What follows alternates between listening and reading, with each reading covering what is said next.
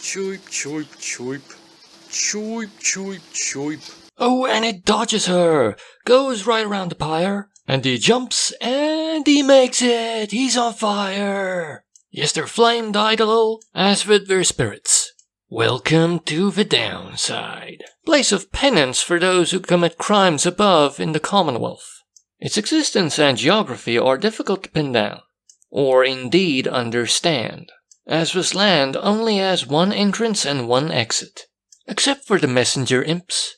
Within them lies knowledge that multitudes of exiles would kill for. Such wisdom. The rest of them have to fight for their freedom in the rights. A free-on-free sport where you have to take the celestial orb all the way to the enemy's pyre. Do so repeatedly until victory is achieved and their pyre is snuffed out. When you win during a liberation rite, one of your team members gets sent home.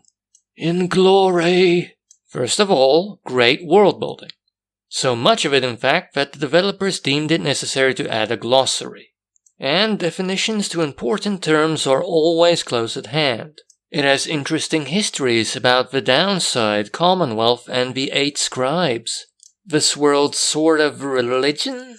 Plus there are cool dynamics for each of the teams taking part as well. A lot of teams have grudges or histories with your team, the Nightwings, and old wounds get opened. Each team has a historic founding, with expected virtues for members of that team.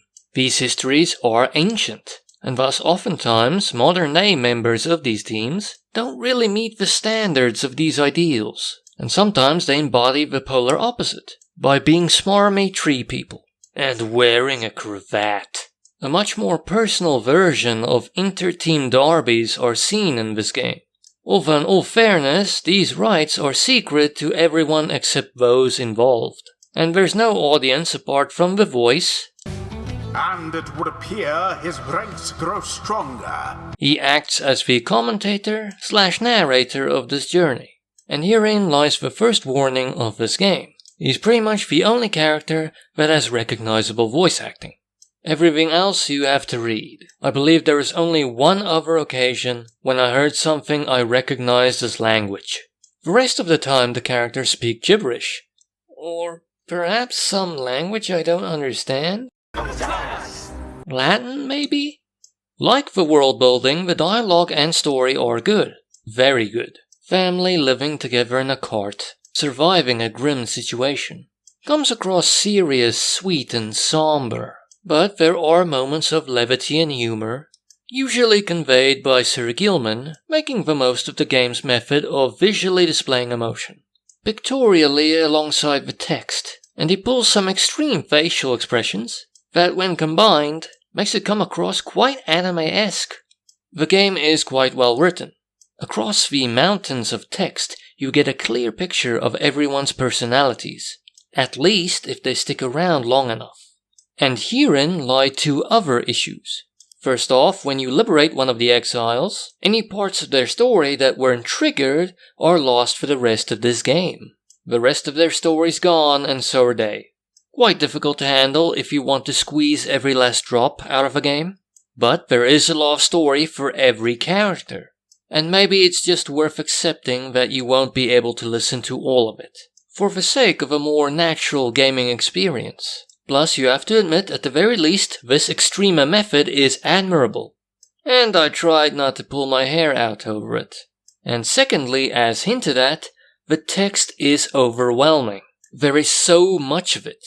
Honestly, if you don't skip the text, you will probably spend more time reading than participating in the rites. I mean, it's great writing, and usually I don't mind reading in a video game. There's just so much of it. The balance is quite off. In my opinion, the gameplay of the rites is good. It's kind of difficult to judge any new sport in any medium. It's kind of difficult to not just automatically go, this is like this ball sport but adapted. Oh, this is kind of like rugby with flames or something.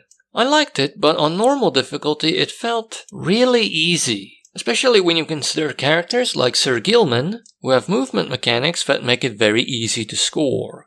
Methods that can only really be countered by higher difficulty players. But there are difficulty modifiers in the form of Titan stars. Each one selected before a rite make it more difficult in a specific way, such as automatically doing damage to your Pyre at the start of the match. And in exchange, your characters get more experience upon victory.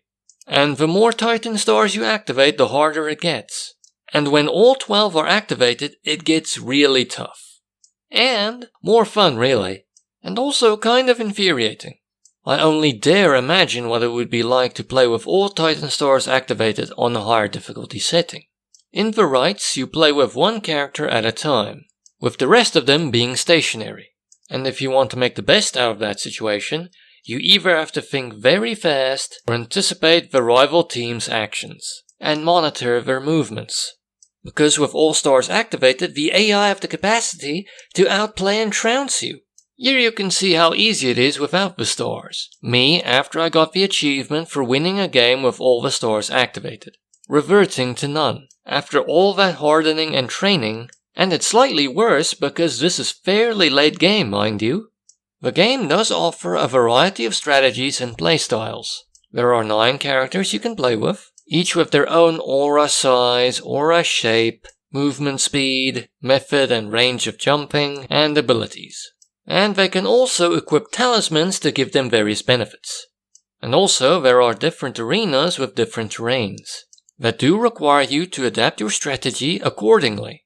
For instance, flyers are more effective if the map has barriers that prevent faster characters from intercepting you. The game is great atmospherically as well. Strangely contemporary lute music. To fit with the old fantasy feel, although playing against the dissidents offers a tune that may feel a bit out of place if you're harsh. But it's great, especially the tune that plays after victory. Some may dislike the songs where the minstrel sings, at least those where he sings the story over a track. It's more like talking over the music regardless of the flow. He's no Lily Allen. But perhaps this is acceptable bard protocol. It's most evident at the credits, but even there I was able to get into it, in spite of some faltering areas perhaps. Visually it is brilliant. Visuals are perhaps the strongest point of this game. Just look at that gold trim. The game is hand-drawn and immensely colorful, yet dark.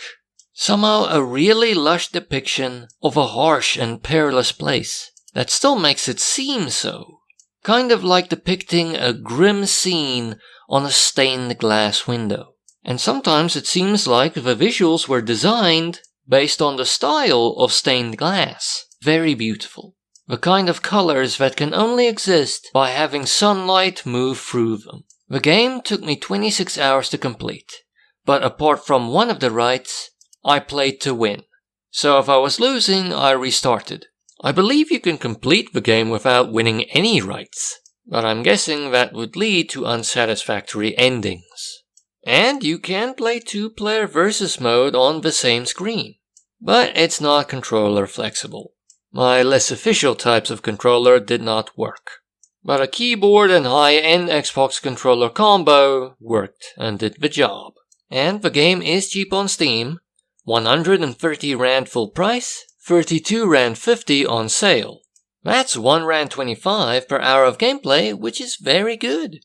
But it does have quite a download size, as it takes up 7,869 megabytes on the hard drive. But on the plus side, it isn't that difficult to run. And it does work on the Warhorse, technically. When I tested it on the Warhorse, there were periods of significant stuttering and jolts, but also times of fairly smooth play. So maybe this means that it's worth the risk to you? Hopefully it means you don't need that much of an improvement on the Warhorse to play this well. But here are the system requirements. You make the call. Is it worth risking? And, stereotypically, I believe it's okay for kids. Sure, some of the emotions can be a bit grim and mature at times, but I think it's fine. The only problem I foresee for some people is that if you're religious in a specific way, there are pentagrams present. But I maintain, let him play it. The game has great visuals. Hand-drawn, lush, intricate, colorful and bathed in light, like a stained glass window. It has a great story with good atmosphere and dialogue and great world building. It has very good music, lute tunes with modern flourishes. It's a new, unique sport with tactical variety, but some tactics may be more useful than others. For instance, I was jumping all over the place with Sir Gilman, and sometimes I like to take advantage of a flyer or a jumper. On the maybe side, it is quite easy when Titan stars are not activated, and maybe when you play it, you should play it at a higher difficulty mode. And the story is the meat of this game, undoubtedly. But when you do engage in gameplay, I felt that it was good. On the con side, the RPG elements are rather light, and most progression is gained from advancement in the story. And finally, the story and text are far more prevalent than any element of the gameplay. More often than not, you will be reading. I'm putting it here as a con again, because the story is more than the meat. I like story-based games, and even I was annoyed. But in spite of that, this is a delightful game. I thoroughly enjoyed it, and if my word is not enough to convince you, let me employ the cheap tactic of showing you the game's ridiculously cute mascot, Tizo.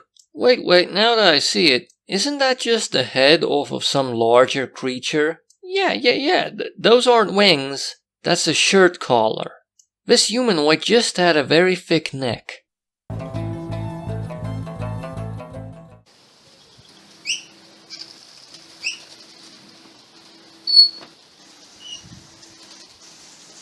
Choip, choip, choip. Choip, choip, choip.